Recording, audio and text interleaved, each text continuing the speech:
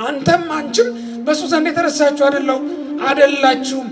እንኳን እኛን ይረሳ ዘንድ እግዚአብሔር የራስ ጠጉራችንን እንደማይረሳ ቃል ገብቷል። እግዚአብሔር ከኛ መካከል እግዚአብሔር ረስቶ የራስ ጠጉሩን አጉድሎ የፈጠረው ሰው አለ? ከኛ መካከል እግዚአብሔር ረስቶ በጣቶቹ ላይ ጥፍር ያላበቀለለት ሰው አለ? እግዚአብሔር ከኛ መካከል ረስቶ እግዚአብሔር ዓይን ያልተከለለት ሰው አለ? ከኛ መካከል ረስቶ እግዚአብሔር አካል ያጎደለበት ሰው አለ? ይህን ያክል የማይረሳ ከሆነ እግዚአብሔር ረስቶኛል ብላችሁ እንዴት አስባችሁት? በእውነት ክርስቲያኖች፣ ያንን የሚያደርገው ግን ራሱ እግዚአብሔር በሰው ልብ ውስጥ መኖር ሲችል ነው። እግዚአብሔር የነገሰበትን ከተማ ማን ይደፍረዋል? እግዚአብሔር ሰውን መኖሪያው ሲያደርገው ምድርን ለሰው መኖሪያ ያደርጋታል። የሰው ልጅ በየትኛውም ምድር ላይ ቢኖር መኖር የሚችለው እግዚአብሔርን እሱ ደግሞ ለእግዚአብሔር ምቹ መኖሪያ የሆነለት እንደሆነ እግዚአብሔር ረስቶ ተሳስቶ ፀሐይ ዘግይታ ታውቃለች? እስኪ ንገሩኝ፣ ዘግይታ ታውቃለች? አታውቅም። እግዚአብሔር ረስቶ ተሳስቶ ፀሐይን ያለ ጊዜዋ በሰማይ ላይ ትቷት ያውቃል? ጊዜዋን አይታ ጠብቃ ትገባ አይደል እንዴ? ይህን እኮ እንደ ትራፊክ መብራት አንድ ጊዜ ሲስተሙን አጀስት አድርጎ ትቶት ይሄድ አይደለም። እግዚአብሔር አዘጋጅቶ ትቶት ሄዶ አይደለም። በየቀኑ ይመግባል፣ ሳይረሳ ሁሉን ያሰናዳል። እግዚአብሔር በአንድ ጊዜ ብቻ ነው እንደ ምድር በዕለተ ሰሉስ እጽዋትን እንድታበቅል የታዘዘችው? ዛሬስ ታበቅል የለም? እጽዋት እንዲያብቡ እንዲያፈሩ ዛሬም በየጊዜው ክረምትና በጋው ነፈራርቅ የለም? እግዚአብሔር ረስቶት ክረምቱን እንዳስገባው ትቶት ያውቃል? ተኝቶ ያውቃል? ዘንግቶት ያውቃል? በጊዜው ክረምቱ ይመጣል፣ በጋው ሲመጣ ደግሞ ዝናቡ ይቆማል። ደመናት የሚመጡት በጊዜያቸው ነው። ውሃ የሚቀዱት በታዘዙበት ጊዜ ነው።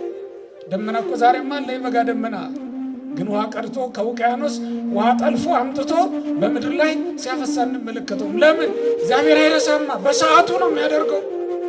አይረሳሽም፣ አይረሳንም፣ አይረሳንም፣ አይተወንም። እግዚአብሔር እንዲህ ያለ የታመነ አምላክ ነው።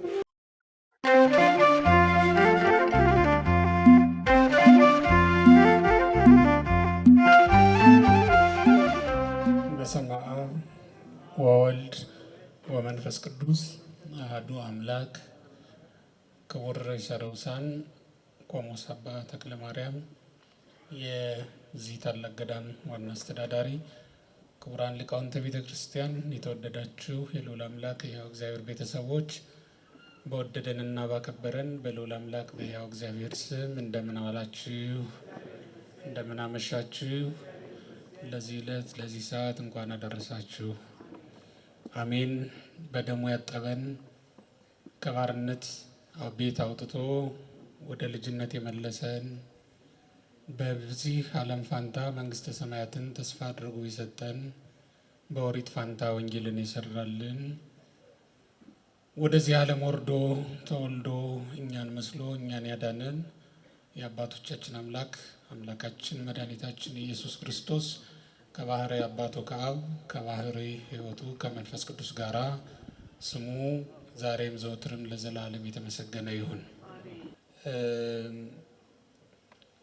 በትንቢተ ኢሳይያስ ምዕራፍ 49 ቁጥር 15 ላይ የሚገኝ አንድ የእግዚአብሔር ቃል ነግሬያችሁ ባጭሩ ምናልባትም ቢበዛ ከ10 ደቂቃ ላልበለጠ ጊዜ ቆይቼ መድረኩን እለቃለሁ ማለት ነው። ቃሉም የሚለው እኔ ግን አልተውሽም የሚል ቃል በትንቢተ ኢሳይያስ ምዕራፍ 49 ቁጥር 15 ላይ ተጽፎ እናገኛለን። ሁላችሁም ይህን ቃል እንድትሉ ጠይቃለሁ። እኔ ግን ብሎ አልተውሽም። ይህን ቃል ነቢየ እግዚአብሔር ኢሳይያስ የተናገረው ትንቢት ነው። እግዚአብሔር ለእስራኤል የገባው ቃል ኪዳን ነው። ቃሉ እንደሚነግረን ከፍ ብለን ስንመለከተው ጽዮን ግን እግዚአብሔር ረስቶኛል ብላለች። በውኑ ሴት ከማህፀኗ ለወጣው ልጅ እስከማትራራበት ጊዜ ድረስ ደርሳ ልትተወው ልትረሳው ትችላለችን? አዎ እሷ ልታደርገው ልትረሳ ትችላለች፣ እኔ ግን አልረሳሽም የሚል ቃል ኪዳን ነው የሰጣት ለጽዮን ማለት ነው። እዚያ ላይ የምንመለከተው እንግዲህ እግዚአብሔር ከእስራኤል ጋር ያለውን አንድነት ያለውን ግንኙነት እናውቃለን። በእስራኤል በብሉይ ኪዳን እስራኤል በሚስት እግዚአብሔር ደግሞ በባል ተመስለው ነው የተቀመጡትና እግዚአብሔርና እስራኤል በቃል ኪዳን የተዋዋሉ፣ በቃል ኪዳን የተስማሙ፣ በቃል ኪዳን አንድ የሆኑ ናቸው። አብርሃምን ከነበረበት ካደገበት ምድር ከካራን ካወጣው ጊዜ ጀምሮ እግዚአብሔር ለአብርሃምና ለዘሩ በገባው ቃል መሰረት እስራኤልን እንደ ሚስት የሚጠብቃት፣ የሚንከባከባት፣ የሚመግባት ሆኗል። ያም ማለት ለቤተሰብነት የመረጣት ርስቱ ስለነበረች በምድር ላይ እግዚአብሔር ሌላ ርስት የለውም፣ የሰው ልጅ ነው ርስቱ። አብርሃምንም የመረጠበት ምክንያት ለርስትነት ነው። ርስቱን አብርሃምን ግን በመረጠው ስፍራ ላይ ተክሎታል። እኔ ወደማሳይ ምድር ውጣ ብሎ የተከለው ማርና ወተት ወደምታፈሰው ምድር አስገብቶ የተመረጠችውንና የከበረችውን ምድር ርስቱ ለሆነው ለአብርሃም ሰጥቶታል ማለት ነው። አብርሃም ለእግዚአብሔር የተመረጠ ርስት ነው። ለአብርሃም ደግሞ ኢየሩሳሌም የተመረጠች ርስት ናት። ኢየሩሳሌምን አብርሃም በቃል ኪዳን ወርሷታል። አብርሃምን ደግሞ እግዚአብሔር በቃል ኪዳን ተቀብሎታል። ቅብብሎሹ እንደዚያ ነው። ሰው ልቡን ለእግዚአብሔር ሲሰጥ እግዚአብሔር ደግሞ ምድርን ለሰው አሳልፎ ይሰጣታል ማለት ነው። የሰው ልጅ ልቡን ከእግዚአብሔር ሲለይ የምድርን በረከት ሁሉ እንዳይበላ እግዚአብሔር ይለየዋል ማለት ነው። እግዚአብሔር ከሰው ጋር ሲሆን በምድር ያለው ማንኛውም ነገር ለሰው ልጅ ይሆናል ማለት ነው። የሚገባውና ሰዎች ሁሉ የሚያደርጉት ነገር ብቻ አይደለም። የማይገባውና ለሰው ያልተሰጠው ነገር ሁሉ ለሰው የሚሆንበት ጊዜ አለ። ያም የሆነው የሰው ልጅ ራሱን ለእግዚአብሔር የሰጠ እንደሆነ ነው። ሰው ራሱን ለእግዚአብሔር ሲሰጥ እግዚአብሔር ደግሞ ሁሉን ነገር ለሰው አሳልፎ ይሰጣል። ምድርም ብቻ አይደለም፣ በምድር ያለውን ብቻም አይደለም፣ ሰማይንና በሰማይ ያለውን ሁሉ እግዚአብሔር ለሰው ይሰጣል። እግዚአብሔር ሰውን መኖሪያው ሲያደርገው ምድርን ለሰው መኖሪያ ያደርጋታል። የሰው ልጅ በየትኛውም ምድር ላይ ቢኖር መኖር የሚችለው እግዚአብሔርን እሱ ደግሞ ለእግዚአብሔር ምቹ መኖሪያ የሆነለት እንደሆነ ነው። በሰው ውስጥ ማደር ሲችል እግዚአብሔር ሰውን በየትኛውም ቦታ ውስጥ ማሳደር ይችላል። በትንቢተ ኢሳይያስ ምዕራፍ 43ን ስንመለከት እንደምናነበው በውሃ መካከልም ቢሆን እንዳያሰጥሙት አድርጎ በእሳት መካከልም ቢሆን እንዳያቃጥለው አድርጎ ሰውን ማኖር ይችላል እግዚአብሔር። ያንን የሚያደርገው ግን ራሱ እግዚአብሔር በሰው ልብ ውስጥ መኖር ሲችል ነው። እግዚአብሔር የነገሰበትን ከተማ ማን ይደፍረዋል? ጽኑ ንጉሥ የነገሰባትን ከተማ ሰራዊት የገነባ ንጉሥ በየትኛውም ሀገር ሂዶ ዘምቶ ድል አድርጎ ይመለሳል እንጂ ድል አይነሳም። እንደምታውቁት የነገሰባትን ከተማ አያስደፍራትም። አጥሯ ቅጥሯ የጸና ነው። ውሃዋን የሚቀዳት ሳሯን የሚነቅላት አንድም ወንድ የለም። እግዚአብሔር የነገሰበትንም ሰው ልክ እንደዚያው ነው። የራሱን ጠጉር ሳይቀር እግዚአብሔር ቆጥሮ ተረክቦታልና ማንም ሰው ያለ እግዚአብሔር ፈቃድ የራሱን ጠጉር መንቀል አይችልም። ለዚህም ነው በቅዱስ መጽሐፍ ወለክሙሰ ስዕርተ ርእስክሙኒ ሁሉ ቁዕቱ ይላል። በማቴዎስ ወንጌል ምዕራፍ 10 ላይ ለእናንተስ የራስ ጠጉራችሁ ሳይቀር የተቆጠረ ነው ይላል እግዚአብሔር። የራስ ጠጉራችሁ ሳይቀር የቅዱሳን የተቆጠረ ነው። የእግዚአብሔር ከተሞች ናቸውና እነሱ ራሳቸው የተቆጠረውን ማንም ሊነካው አይችልም። እግዚአብሔር ቆጥሮ ተረክቧቸዋል። ቅዱሳንን አጥንታቸውን አይደለም፣ ሰውነታቸውን አይደለም፣ የራስ ጠጉራቸውን ከራስ ጠጉራቸው አንዷን ዘለላ ያለ እግዚአብሔር ፈቃድ ነፋስም ቢሆን ነቅሎ ሊወስዳት አይቻለውም ማለት ነው። ካልተፈቀደለት ማንም ምን በእነሱ ላይ ማድረግ አይቻለውም። ለምን? የእግዚአብሔር ከተማ ስለሆኑ የሚፈራ ንጉሥ፣ ጽኑ ንጉሥ የነገሰባትን ከተማ ማን ይደፍራታል? አጥሯም ቅጥሯም የማይደፈር ጽኑ ነው አይደለም የሚለው? የማይደፈር ጽኑ ነው። ማንም ቢሆን በኃይል ከእግዚአብሔር ጋር ይነጻጽራል። እግዚአብሔርን ሊደፍረው የሚችል ማንም የለም። ሰው በቃል ኪዳን ለእግዚአብሔር የተሰጠ ሲሆን ቃል ኪዳኑን አክብሮ መኖር ሲችል እግዚአብሔር ደግሞ በቃል ኪዳን ምድርን በጠቅላላ ይሰጠዋል። ሁሉንም ለሰው ልጅ ይሰጣል ማለት ነው። ሁሉን ለሰው ይሰጣል እግዚአብሔር። እስኪ አስቡት፣ ከአለት ላይ ውሃ ላውጣ ቢል፣ ውሃ ላፍልቅ ቢል የሰው ልጅ ማን ይከለክለዋል? የእግዚአብሔር ሆኗል። አንድ ጊዜ አለትም ቢሆን ይታዘዝለታል፣ ፀሐይ ጨረቃም ቢሆን ይታዘዙለታል። ፀሐይ ጨረቃ ለኢያሱ እንደታዘዙለት ቀን ቢያጥረው ጊዜ ቢያንሰው ፀሐይና ጨረቃን ወደ ማዘዝ ገባ። ተመልከቱት። በእስራኤል ላይ ነው የተሾመ ለጊዜው እንዲመራቸው እንዲያስተዳድራቸው። እኔ ከአንተ ጋር ነኝ፣ አልጥልህም፣ አልተውህም፣ ከሙሴ ጋር እንደነበሩ ከአንተ ጋር ሆናለሁ ብሎ ቃል ኪዳን ገባለት እግዚአብሔር።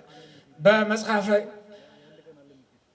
ኢያሱ ምዕራፍ 1 ቁጥር 5 ላይ እንደምንመለከተው ኢያሱ 1:5 ላይ እንደተጻፈው እኔ አልጥልህም አልተውም ከሙሴ ጋር እንደነበሩ ከአንተ ጋር ሆናለሁ አለው እግዚአብሔር። ከሙሴ ጋር እንደነበርኩ ከአንተ ጋር ሆናለሁ። እስኪ በሉቴን ቃል ከማን ጋር እንደነበረ ከማን ጋር ሆነ? ይሄ ማለት ሐሳቡን በደንብ ሙሴና ኢያሱን አይደለም እዚህ ላይ የሚፈልገው እግዚአብሔር። ከአበው ጋር እንደነበርኩ ከትውልዱም ጋር እኖራለሁ ማለቱ ነው እግዚአብሔር። ከውሉድም ጋር እግዚአብሔር ይኖራል። ከማን ጋር እንደነበረ? ከአበው ጋር። ከአበው ጋር የነበረ እግዚአብሔር ከትውልድም ጋር ይኖራል። ከአብርሃም ጋር ነበረ እግዚአብሔር፣ ከይስሐቅም ጋር ነበረ እግዚአብሔር፣ ከያዕቆብም ጋር ነበረ እግዚአብሔር፣ ከዳዊት ጋር ነበረ እግዚአብሔር፣ ከሰሎሞን ጋር ነበረ እግዚአብሔር። ከማቴዎስ ጋር ገብቶ ወንጌል ሰብኳል። ከቶማስ ጋር ገብቶ ወንጌል ሰብኳል። ከዮሐንስ ጋር ገብቶ ወንጌል ሰብኳል። በሁሉም ቦታ እግዚአብሔር ከአባቶቻችን ጋር ነበረ። ከእኛስ ጋር ይኖራል አይኖርም? ምክንያቱም ከሙሴ ጋር እንደነበር ከማን ጋር ሆኗል? ከኢያሱ ጋር ሆኗል። ከአበው ጋር የነበረ እግዚአብሔር ከውሉድም ጋር ይኖራል። ይሄ ቃል ኪዳኑ ነው። እግዚአብሔር የማይፈርስ የዘወትር ቃል ኪዳኑ ነው። እግዚአብሔር ቃሉን ይጠብቃል አይጠብቅም? ሰው ነው ቃሉን የሚያፈርሰው። እኔ ግን ያለ ለዚህ ነው እግዚአብሔር እኔ ግን አልተውሽም። ለምን? እናት ልጇን ትረሳለች፣ ትተዋለች። እናት ቃሏን ታፈርሳለች። ቃሉን የማያፈርስ ማን ብቻ ነው? እግዚአብሔር ነው። ወገኖቼ እግዚአብሔር ከኛ ጋር ቃል አለው፣ ከኛ ጋር ኪዳን አለው። ላይተወን ላይለየን ቃል ኪዳን አለው እግዚአብሔር። ትቶኛል ብላችሁ እንዴት አስባችሁ? በእውነት ክርስቲያኖች ትቶኛል ብሎ ያሰበ ሰው በእውነት እግዚአብሔርን እንደ አምላክ ያውቀዋል፣ እንደ ፈጣሪነቱ ያውቀዋል፣ ይቀበለዋል። እግዚአብሔር ይተው ዘንድ በእውነት ይችላል? እግዚአብሔር ቃሉን ይረሳ ዘንድ ይችላል? እግዚአብሔር መርሳት አለ በሱ ዘንድ? ማንም በሱ ዘንድ የተረሳ አይደለም። አንተም አንቺም በሱ ዘንድ የተረሳችሁ አይደላችሁም። እንኳን እኛን ይረሳ ዘንድ እግዚአብሔር የራስ ጠጉራችንን እንደማይረሳ ቃል ገብቷል። እግዚአብሔር ከኛ መካከል እግዚአብሔር ረስቶ የራስ ጠጉሩን አጉድሎ የፈጠረው ሰው አለ እንዴ? ከኛ መካከል እግዚአብሔር ረስቶ በጣቶቹ ላይ ጥፍር ያላበቀለለት ሰው አለ እንዴ? እግዚአብሔር ከኛ መካከል ረስቶ እግዚአብሔር ዓይን ያልተከለለት ሰው አለ እንዴ? ከኛ መካከል ረስቶ እግዚአብሔር አካል ያጎደለበት ሰው አለ እንዴ? ይህን ያክል የማይረሳ ከሆነ እግዚአብሔር ረስቶኛል ብላችሁ እንዴት አስባችሁት? በእውነት ክርስቲያኖች ስለ ራበን ስላመመን ስለደከመን ስለጎደለብን ረሳኝ ብለን እንዴት እናስባለን እንዴ? እግዚአብሔር ረስቶ ተሳስቶ ፀሐይ ዘግይታ ታውቃለች? እስኪ ንገሩኝ፣ ዘግይታ ታውቃለች? አታውቅም። እግዚአብሔር ረስቶ ተሳስቶ ፀሐይን ያለ ጊዜዋ በሰማይ ላይ ትቷት ያውቃል? ጊዜዋን አይታ ጠብቃ ትገባ አይደል እንዴ? ይህን እኮ እንደ ትራፊክ መብራት አንድ ጊዜ ሲስተሙን አጀስት አድርጎ ትቶት ይሄድ አይደለም። እግዚአብሔር አዘጋጅቶ ትቶት አይደለም። በየቀኑ ይመግባል፣ ሳይረሳ ሁሉን ያሰናዳል እግዚአብሔር። በአንድ ጊዜ ብቻ ነው እንደ ምድር በዕለተ ሰሉስ እጽዋትን እንድታበቅል የታዘዘችው? ዛሬ ስታበቅል የለም እንዴ? እጽዋት እንዲያብቡ እንዲያፈሩ ዛሬም በየጊዜው ክረምትና በጋው ነፈራርቅ የለም? እግዚአብሔር ረስቶት ክረምቱን እንዳስገባው ትቶት ያውቃል? ተኝቶ ያውቃል? ዘንግቶት ያውቃል? በጊዜው ክረምቱ ይመጣል፣ በጋው ሲመጣ ደግሞ ዝናቡ ይቆማል። ደመናት የሚመጡት በጊዜያቸው ነው። ውሃ የሚቀዱት በታዘዙበት ጊዜ ነው። ደመና እኮ ዛሬም አለ፣ የበጋ ደመና ግን ውሃ ቀድቶ ከውቅያኖስ ውሃ ጠልፎ አምጥቶ በምድር ላይ ሲያፈሳ እንመለከተውም። ለምን? እግዚአብሔር አይረሳማ፣ በሰዓቱ ነው የሚያደርገው። አይረሳሽም፣ አይረሳህም። እግዚአብሔር አይረሳንም፣ አይተወንም። እግዚአብሔር እንዲህ ያለ የታመነ አምላክ ነው።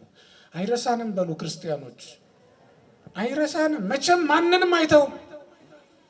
ቢረሳህ እኮ ነው ያለ ሰይጣን ነው። ጸሎትሽን ያልተቀበለሽ እኮ ቢንቅሽ ነው ቢተውሽ ነው ብሎ የሚናገር ሰይጣን ነው ይህን የሚያሳስብ። እግዚአብሔር ማንንም አይተውም ክርስቲያኖች። የማንንም ጸሎት አይንቅም፣ ይቀበላል። እስኪ ተመልከቱት። በበረሃ ያሉትና አቡነ አሮን ፀሐይ ትቁምልን በሰማይ ብለው ጸለዩ፣ ተቀበላቸው። በከተማ ያሉት ህዝብ የሚመሩት በስልጣን ላይ የነበሩት እነ ኢያሱም ፀሐይን ጨረቃን አቁምልን አዘግይልን ብለው ለመኑ፣ ተቀበላቸው። ኢያሱ ባለ ትዳር ነው፣ የልጅ አባት ነው፣ ባለ ሚስት ነው። አሮን ደግሞ መነኩሴ ነው፣ ባህታዊ ነው። የባህታዊውን ጸሎት ከዓለማዊው ጋር እኩል የሚሰማ እግዚአብሔር። አቡነ ገብረ መንፈስ ቅዱስ ባህታዊ ናቸው፣ በገዳም የሚኖሩ 562 ዓመት እህል ሳይቀምሱ እግዚአብሔርን ያገለገሉ ሰው ናቸው። ሌሊት አይተኙም፣ ቀንም አያርፉም።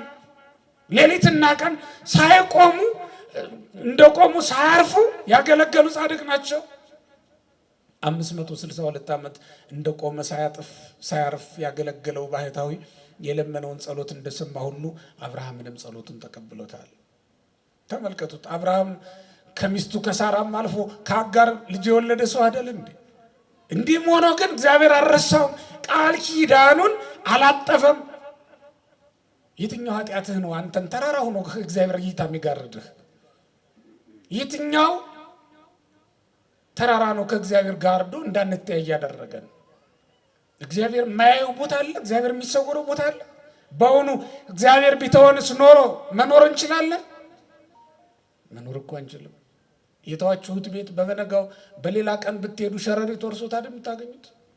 የተዋችሁትን የማትኖሩበትን ስፍራ ግድግዳው ነቅቶ ፈራርሶ አይደል የምታገኙት? ወድቆ እቃው ያስቀምጣችሁት ረስታችሁት ትንሽ ከምትቆዩ። እግዚአብሔር የሚረሳ ቢሆን ኖሮ በእውነት እንዴት በተተውነ ነበር። ስለማይረሳ ነው እንጂ እግዚአብሔር በእውነት ዛሬ እንደ ሰዶም እንደ ገሞራ ባልሆንም ነበር፣ ባልጠፋንም ነበር። ሰዶም ገሞራ የሰራችውን ኃጢአት እኮ እኛም ሰርተናል። ስለማይረሳ ነው እንጂ እግዚአብሔር እንደ ሰባት ካት ዛሬ ንፍር ውሃ ወርዶ ባልቀቀለንም ነበር። እንደ ሰባት ካት ያለውን ኃጢአት ዛሬም ሰርተናል። እነሱም እኮ የፈጸሙት ዝሙት ነው፣ ሌላ ነገር አላደረጉም። እንደዚህ ዘመን ዝሙት በዝቶ የተሰራበት ዘመን አለ። እነሱም እኮ የሰሩት ይሄንኑ ነው። እኛ እንደ አፍኒን እንደ ፊናስ አይነቱን ኃጢአት አልሰራንም ዛሬ እንደ ካህናቱ። እነሱ መቅደስ አያውቁ፣ ከተማ አያውቁ። መቅደሱና ከተማ አንዱ ነውባቸው። ወደ ቤተ መቅደስ ለጸሎት የመጡትን ሴቶች ሳይቀር ይቀጣጠሯቸው ነበር። መቀጣጠሪያ አድርገውት ነበር ቤተ መቅደሱ። መሰዊያውን ለራሳቸው ጥቅም አውለውት ነበር። ተመልከቱት። ነገር ህዳር 21 ላይ ምናልባት በሰፊው ታሪኩን ተሰሙት ይሆናል። በመሰዊያው የራሳቸውን ጥቅም መሰብሰቢያ አድርገውት ነበር። ዛሬ የንግድ ስፍራ የማያውቁ ቤተ መቅደስ ለይተው የማያውቁ ሰዎች አሉ አይደል? የቤተ መቅደሱና የንግድ ስፍራው ተመሳስሎባቸው ቤተ መቅደስም ሲነምጡ ይነግዳሉ፣ ከተማም ሲሄዱ ይነግዳሉ። እንደዚህ ሆነው ይኖራሉ። ቤተ እግዚአብሔርና ከተማው ተቀላቅሎባቸው በቤተ እግዚአብሔር ቅጥር አካባቢ ራሱ ፈቃደ ስጋቸው የሚፈጽሙ ሰዎች እኮ አሉ። በአፍኒን በፊናስ ዘመን የተደረገው ኃጢአት በእኛ ዘመን አልተደረገም ትሉኝ ዘንድ ትችላላችሁ? ማስረጃ አላችሁ? እንዴት ሊሆን ይችላል? የአደባባይ ጉዳይ አይደል? ስለዚህ እግዚአብሔር ትቶናል እንዴት እንላለን? ቢተወን ኑሮ ፀሐይ ዛሬ መውጣት ነበረበት። ቢረሳን ኑሮ ማልትና ሌሊት መፈራረቅ ነበረበት እንደ ኃጢአታችን ብዛት። ስለዚህ እግዚአብሔር አልተወንም። እኔ ግን የሚለው በጣም የሚያጽናና ቃል በእውነት እኔ ግን አልረሳሽ። ሁሉም ቢተው ሰው ቢሆን እኮ ይተዋል። ምክንያቱም በአንድ ወቅት እንዲህ ተብሎ ነበር። ቅዱስ ጴጥሮስ እንዲህ አለ፣ እመኒ ኩሎሙ ክህዱከ አንሰ ኢይክህደከ። ሁሉም ቢክዱህ እኔ ግን ምን አልልም አልክድህም አለ። ግን አልካደም እኔ ግን አልተውሽም ብሎ ከእናትና ከአባትሽ የለየሽ ባልሽ ሊተውሽ ይችላል። እኔ ግን አልተውህም ብሎ የማለልህ ባልንጀራ ሊተው ይችላል፣ ሊረሳ ይችላል የተሻለ ሲያገኝ። እግዚአብሔር ግን አንተን በተሻለ ሰው ሊለውጥህ አይችልም። የተሻለው ቅዱሳን እኮ አሉት በበረሃ ቆመው የሚያገለግሉት ከምስጋና በቀር ሌላ ጉዳይ ሌላ ግብር የሌላቸው በጣም ብዙ ቅዱሳን አሉት እግዚአብሔር። ከአንደበታቸው እንደ ጥሩ ውሃ ምስጋና ብቻ የሚፈስ እውነትና ሐሰቱ የተቀላቀለ በአንተንም እግዚአብሔር ትቶ አያውቅም። እስከ ዛሬ ድረስ ይመግብሃል፣ ጤናህን ይጠብቃል እግዚአብሔር። እንደነዚያ ቅዱሳን ሁሉ ዛሬም ምግብናውን አላቋረጠብንም እግዚአብሔር። ይልቁንም አብልጦ እያደረገልን ነው። እነሱ በቀን 1 ጊዜ ነው የሚመገቡት፣ እኛ ግን በቀን 3 ጊዜም 4 ጊዜም ምናልባትም ከዚያ በላይ ልንመገብ እንችል ይሆናል። አልተወንም ዛሬም እግዚአብሔር። ሁሉም ትቶናል እኮ እግዚአብሔር እኮ ነው ያልተወን። ሁሉም ትቶን እሱ ነው። እኔ ግን አልተውሽም ይላል እግዚአብሔር። ይህን ቃል አስታውሱ ክርስቲያኖች። በጨለማም ቢሆን በብርሃንም ቢሆን ይህን ቃል አስቡ። እኔ ግን አልተውሽም ያለሽን እግዚአብሔርን ያለህን እግዚአብሔርን ከነፍስህ ጋር ይሄ ቃል ኪዳን እንዳለው አስብ። ከነፍሳችን ጋር ይህን ቃል ኪዳን ተጋብቷል እግዚአብሔር። አይተውንም፣ ለዘላለም ላይጥለን ላይተወን ቃል ገብቷል። በደሙ ገዝቶ ገንዘቡ አድርጎናል እግዚአብሔር። ገንዘቡን እንዴት ይረሳል? እስኪ ያስቡት። የገንዘብ ቢኖራችሁ ሰው እጅ ላይ ሆኖ እኮ ታስቡታላችሁ አይደል እንዴ? ገንዘባችሁን የእናንተ ነውና ረስታችሁት ልትተውት አትችሉ። ገንዘባችሁ ስለሆነ ሀብታችሁ ስለሆነ እኛም ዛሬ ምንም እንኳን ኃጢአት እያባበለች ወስዳ በሰይጣን እጅ ብታስገባንም እግዚአብሔር ግን አይተውንም። ገንዘቦቹ ነና በደሙ የገዛን ገንዘቦቹ ነና መስቀል ላይ ወጥቶ መከራ የተቀበለልን በግርፋቱ በሰንበሩ በደሙ በመከራው የገዛን ያዳነን ፈውስን የሰጠን እሱ እግዚአብሔር ጌታችን ነው። የነፍሳችን ጌታዋ ነው። ክርስቲያኖች ጌታዋ ነውና ነፍሳችንን ሊተዋት አይችልም። ቤትህን ትተዋለህ፣ እንዴት ልትረሳው ትችላለህ? ቤትህ ይጠፋል፣ እንዴት ልትረሳው? ሊጠፋ ይችላል። ምናልባት ሌላ ሰው ይሆናል እኮ የሚኖርበት፣ ግን አትረሳውም፣ አንተውም። እግዚአብሔር ቤቱን እንዴት ይተዋል? እኛ እኮ ቤተ መቅደሶቹ ነን፣ ማደሪያዎቹ ነን። ግን ክርስቲያኖች እኛ የእግዚአብሔር መሆናችንን በደንብ እንይ። እግዚአብሔር አይረሳንም፣ ግን እኛ አልረሳነውም ወይ? ይታል ጸሎቱ። ካረሳው ትጸልይ ነበር አይደል? ባትረሳው ኖሮ ለአምልኮ ትተጋ ነበር አይደል? ባንረሳው ኖሮ በእውነት እንቅልፍ ይጥለን ነበር።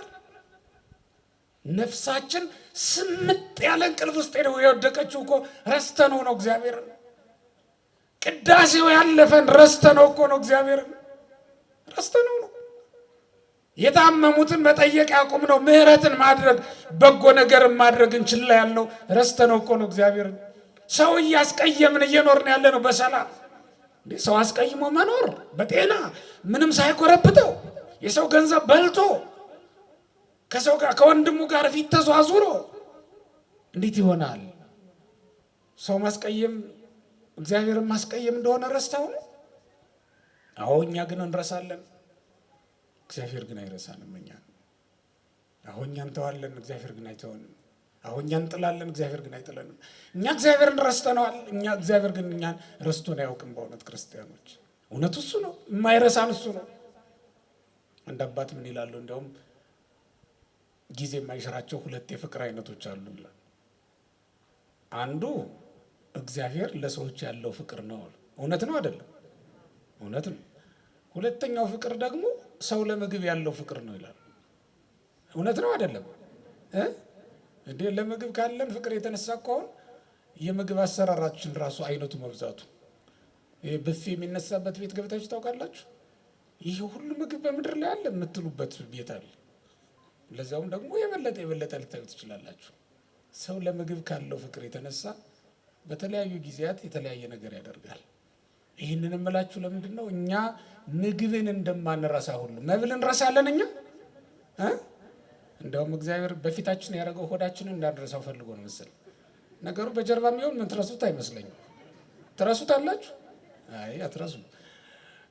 በጀርባም ቢሆን አትረሱትም። አሁን በቃ በፊታችን ነው አንረሳው። እግዚአብሔርም ልክ እንደዛ ነው። ሁልጊዜ በፊቱ ነው። እግዚአብሔር እኮ ጀርባ የለው፣ ሁሉም ፊቱ ነው። በፊታችሁ ያለውን ነገር እንዴት ትረሱታላችሁ? ኧረ ሊሆን አይችልም። እናት ልጇን አዎ ትረሳለች፣ ከዓይኗ ትሰውረዋለች። አንዱ ቦታ ብትሄድ ይሰወራል ከዓይኗ አይደል? በገረድ በሰራተኛ እጅ ጥላው ትሄዳለች። እግዚአብሔር ግን በሰራተኛ እጅ ጥሎን የሚሄድ አምላክ አይደለም። በማንም እጅ አይጥለንም። ሁልጊዜ በእጁ ነን። የሚያሳድገን እሱ ነው። በሞግዚት አይደለም የሚያሳድገን፣ በራሱ ነው የሚያሳድገን። ራሱን ተመግበን ነው የምናድገው። እናት እኮ 3 ዓመት አጥብጣ በቃኝ ትላለች አይደል? ለዛውም የድሮውን ነው የምነግራችሁ። በዚህ ዘመን ደግሞ ሌላ ቀመር አለው መሰለኝ አይደል? ውበት ያበላሻል። ስለዚህ ያንን የማያገኙም የዘንድሮ ልጆች። እግዚአብሔር ግን እድሜ ዘመናችንን እሱን እየተመገብ እንድንኖር ፈቅድልናል። ሁልጊዜ ህፃናት እንደሆነ ታውቃላችሁ። በሱ ፊት ሁልጊዜ ህፃናት ነን። እንደ ህፃናት ሁኑ ሲል እግዚአብሔር እንደ ህፃን እያባበለ ሊያኖረን እኮ ፈልጎ ነው። እንደ ህፃን የምንሻውን የምንፈልገውን ነገር ሁሉ እያሟላ እቅፉ ላይ አድርጎ ሊያኖር ስለሚፈልግ እኮ ነው። አድኩ ለምን ትላለህ? ህፃን ሁንና ኖር በቅፉ ላይ። ህፃን ሁንና ኖር ክንዱ ላይ። ሁልጊዜ ህፃን ሆኖ መኖር እንዴት ያቅተዋል ሰው? ማደግ እኮ ነው አይደል? ከባዱ ነገር ስታድግ ሁሉን ትሸከማለህ፣ ራስህን ቻል ትባላለህ። በእግዚአብሔር ዘንድ ግን ራስህን ቻል የሚባል ነገር የለም። አንተን ራሱ የሚችልህ ራሱ እግዚአብሔር ነው። ራሱ እግዚአብሔር ነው። ተመልከተ። አብርሃምን ሚስት አግብቷል፣ አገር አቅንቷል። ከ75 ዓመት በኋላ እየተከተለ እግዚአብሔር ይመግባል፣ መሬት ያስለቅቅለታል፣ ሞገስ ይሆነዋል። እየተከተለ ውሃ ያፈልቅለታል፣ እየተከተለ ተመልከተ። እስራኤል ከ600 ሺህ በላይ ናቸው። ያንን ሁሉ ህዝብ እየተከተለ ይመግባል እግዚአብሔር። ብዙ ናችሁ ስሩና ብሎ አላለም። ምድር በፊታችሁና ጥረሱና ቆፍራችሁ ብሎ አይደለም ያላቸው። እንደሌላው ሰው ዝናብ አዘንብላችኋለሁ ምድርን እንድታበቅል አድርግላችኋለሁ አይደለም ያለው። ራሱ ምግብ እያመጣ መገበ። ያን ሁሉ እንደ ህፃን ሆኖ መኖር እንዴት ያቅተዋል ሰው? በእውነት ክርስቲያኖች እንደ ህፃን ብትሆንለት እኮ እግዚአብሔር አንተ እያባበለ እንባህን እየጠረገ ያኖርህ ነበር። ግን እኛ እንደ ህፃን አንሆንም።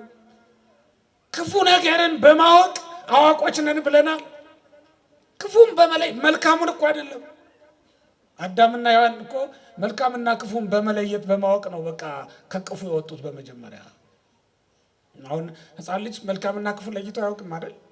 አይበድልም፣ አውቆ አይበድልም፣ አውቆም በጎ ነገር አያደርግም። እውነት ነው። ልክ እንደዚያ ህፃን መሆን ነበረብን፣ ግን እኛ እንደሱ አላደረግንም። ስለዚህ የተወደዳችሁ እግዚአብሔር ቤተሰቦች 10 ደቂቃ ብዬ 40 አደረግኩት አይደል? እንግዲህ ስለነበረን ጊዜ አባቶቻችን አምላክ እግዚአብሔር ስሙ የተመሰገነ ይሁን።